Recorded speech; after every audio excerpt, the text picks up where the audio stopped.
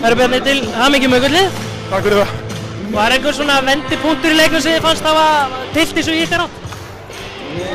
Já, það var bara trúin að við gætum farið þetta þegar við komum tilbaka í öðrum leikluta. Það hefur verið að fara alltaf með okkur á móti Snæfell og það er að ná að raun á okkur og við höfum brotnað bara.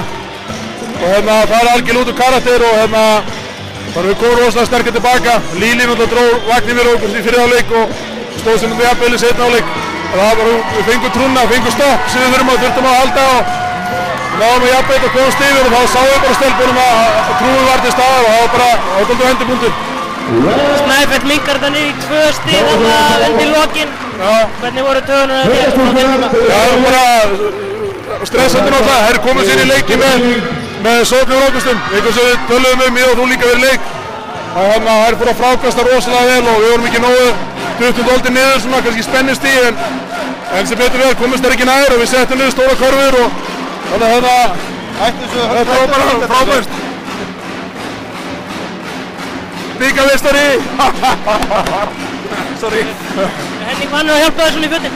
Hvað þurru? Henning Vanur að hjálpa þér svona í fötin? Henning er flottur maður. Frábært var Henning að inn og Henning er bara meistari. Til hamingju með þetta. Takk.